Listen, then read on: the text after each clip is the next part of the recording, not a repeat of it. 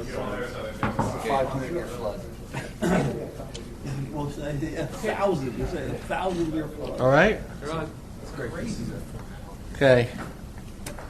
Welcome to the Hillsborough Township Planning Board public meeting of October 8th, 2015. Please join me in the Pledge of Allegiance. I pledge allegiance to the flag of the United States of America and to the republic for which it stands, one nation, under God, indivisible, with liberty and justice for all. This meeting has been duly advertised according to Section 5 of the Open Public Meetings Act, Chapter 231, Public Law 1975, the Sunshine Law. Roll call, please. Mr. Julian. Here. Dr. Maroli. Here. Deputy Mayor Burchett. Here. Committeeman Delcor. Here. Mr. Peason. Here. Mr. Lapani. Here. Chairman Cerisi. Here. Quorum. Yep. So, is there any business from the floor for items not on the agenda? On the agenda is the Hillsborough Township Board of Education. Okay, seeing none. Public hearing, Hillsborough Township Board of Ed, and this will be for the middle school and the high school. I'm not going to give their block and lot numbers. We know where they all are. And so it's for a parking lot at the middle school and a turf field at the high school. Board of Ed representatives? Thanks for having us here today. Please speak into the mic. Yeah, one thing for them to hear at home, please speak into the microphone. Good evening. Can you hear? No, you got to get really Maybe close. I should Sit down. Sit down. You got to get really Relax. close. Got it. And that one over there will work too. So just to be brief tonight, I just want to thank you for having us here today and just introduce myself, Vic Lapira, one of the attorneys for the Board of Education. And so we're happy to be here to present the project for the review and recommendation. And we hope to work together to have a successful project. I imagine that all the questions that you will have will be to the architect, who's going to be giving the presentation, and looking forward to working together. Thanks. Okay. Good evening. My name is Greg Somjan. I am with Perrette Somjan Architects. We are the architects for the Hillsborough Board of Education. I'll give you a quick overview. The projects are pretty straightforward. Just for the formalities. Testimony you're about to give the truth, the whole truth, and nothing but the truth, so help you God. I do. Please state your name, spell your last name, and indicate your credentials. Gregory Somjan. Last name is spelled S as in Sam, O, M as in Mary, J, E, N as in Nancy. I'm a licensed architect in the state of New Jersey and various other states. Been practicing for 20-plus years. Private practice, representing the Board of Education for the last 2 or 3 years. Thank you. You're welcome.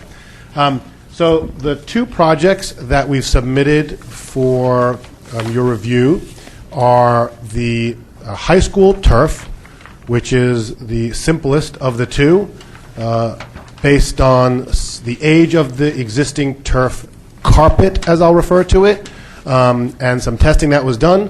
The Board of Education is proactively replacing the surface with a new surface. Everything else at the facility remains unchanged, and this way the athletes and those using the field will have a safe environment to play and practice on. That's pretty much the high school turf project. Nothing's going to change aesthetically. It's going to look like it does Well, today. I mean, aesthetically is not it. I mean, it would be drainage changed or anything like that. Nothing changes. No drainage, no aesthetics. It's literally going to be, and again, I refer to it as a carpet for lay people that are listening and may not understand what we're talking about. But the under drainage and everything will remain the same. It's literally the topmost surface that's being replaced. Now, it was previously field turf. Is that still what it's going to be? Well, we're going to be publicly bidding it, so it's possible an okay. or equal is going to be required based on public bidding laws, and it's possible that someone else will ultimately be the low bidder. So we don't know that at this point, but it will be a synthetic turf. Okay. And then the middle school project is essentially the improvements at the middle school, which are including us addressing some circulation, student drop-off, and some cracked paving, as well as some drainage. So I can go over and show you, if that's okay, and I'll use this. Yes, microphone. well, see if that one will work, because that doesn't have the cord. It's on. Hello? Yeah, that's Okay. good. Okay, good. So many of you may be familiar with the parking lot. Triangle Road is at the top of the drawing, the entrance driveway to the school. And the key pieces that I'll point out to you, there is presently an opening in the curb for people to be able to drive through and get onto the driveway that is adjacent to the building itself. We are going to close that up, and we are also going to extend a curb along between these existing parking spaces. And the objective is to isolate the student drop-off and teacher parking area from the buses that come in and drop off. It's a little bit chaotic presently in this general area. In conjunction with the principal, we've evaluated this. So what's happening is now we're providing a dedicated student drop-off lane. We will add a fence along the curb line here so that when students are dropped off, they will be forced to one of the two crosswalks, so they too cannot just run in front of drive in the buses or anyone driving through the loop, and then they'll be able to cross at the crosswalks for safely getting to the actual building. The other things that we're dealing with, there are a couple of areas on the site along the driveway and on the far side where there are some drainage concerns. So we're adding a couple of inlets to gather water before it surface drains onto the parking lot so that we can minimize icing within the parking lot itself. So those are really the two major things that are being done. We are going to be redoing the pavement to replace the cracking that is occurring and some of the poor conditions that exist. We are restriping the property and the parking lot. We'll be gaining about 5 additional parking spaces. And other than that, everything remains the same. The lighting is not changing, so there's no impact other than what exists today on any of the neighbors. And the objective, which is to improve the circulation, is really going to be met. Will there be a change in the surface area that's paved? No. So, and there's no impact then to turning lanes or anything for emergency vehicles? Correct. Okay. Any other questions?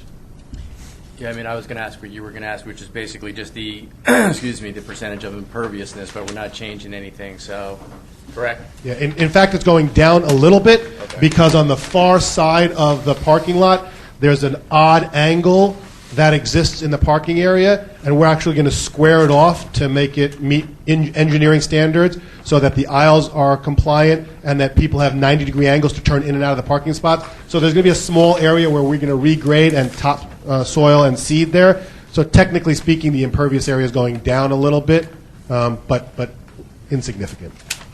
Now, the drains, you said there'll be new drains. Can you point to where they'll be? Certainly. So we're adding one inlet on this side of the driveway, connecting it across into the existing storm drain system. Okay. Well, some of the water is collecting on this side. We just want to prevent it from icing up. We're adding a small retaining wall here. Right now, everything pitches down, and so surface water drains from the adjacent residential property right onto the blacktop, causing some icing concerns. So we're putting a retaining wall here and some under drainage just below the retaining wall so that water will be caught before it gets onto the parking lot, tied into that same existing drainage system. And then the same thing on the far side. We're just basically adding an inlet to collect any surface water and connecting it into an existing drain. So really the additional drainage that we're doing amounts to nothing more than a couple of additional inlets and tying them into an existing drainage system that exists. So the traffic flow, will it change? I mean, is now the entrance the same, the ingress and egress the same? Or can you still get out from that sort of bottom right corner? So ingress and egress remain unchanged. Okay. Vehicles will come in here, buses will come in front of the building as they do now, and they will exit out toward the back of the building like they always have. Cars, whether it's teachers or whether it's parent drop-off, they will be directed into the parking lot, either to park if they're coming to visit for a longer period of time, or if they're dropping off their students, they will pull along the curb to the student drop-off area, then they will exit out and exit out the back as they do now as well. So the circulation, ingress, egress remains unchanged. We're just separating the bus and the student drop-off from parents so that there's less of that interaction, which is causing some challenges.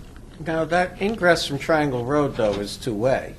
So I suppose you could leave that parking lot also and go out to Triangle Road. Correct. If you are in the parking lot, Yeah. and there is a stop sign here, you can exit Triangle Road from the parking lot, but generally speaking, the expectation is that the buses would continue out the back of the lot, not go through the parking space to get so out. the parking lot would be expected that it could go back out that way. Correct, If you're which is not what going happens in the today. parking lot, you should go around the... That's correct, and that happens today as well. Right. Right. Any opportunity with lighting or in terms of supplying lighting where you're dropping the kids off or? There are poles that exist today, and so since we aren't really increasing the lot sizes, it would appear to us that the lighting is sufficient even with the modifications to the circulation. Could you point to the poles? Certainly. All right. They're represented in small squares on the drawing. Okay. Here, here, and along the outside there. Okay. Is the striping for the parking lot staying the same, or are they changing the dimensions of the striping? Do you know what they are now? Ben? Those are what they are now, the new ones are 9 by 8. Right. Is that standard, or is it? 9 by 18 No. is RSIS. Dave? 9 by 18 parking spaces is a typical RSIS type of parking space for a lot, Yes, for residential. for residential, yeah. Yeah. Look, the objective is if we were at a mall where there's a lot of coming and going, we might move towards the typical 10 by 20 spot. The fact that most people, when they're coming to an event here, or even a teacher who's using these parking spaces, they're pulling in, they're staying. 9 by 18 is very, very typical, even in a commercial application, from our experience. In a controlled situation, that is often the case, as was just said, in a shopping center, parking lot with people coming and going, the shopping carts and the like, a 10 by 20 is usually preferred. But in a controlled situation, we have employees. Who's using this parking lot for the most part? Is it employees? Correct. Yeah, so they're coming, they know they're staying, it works. Okay.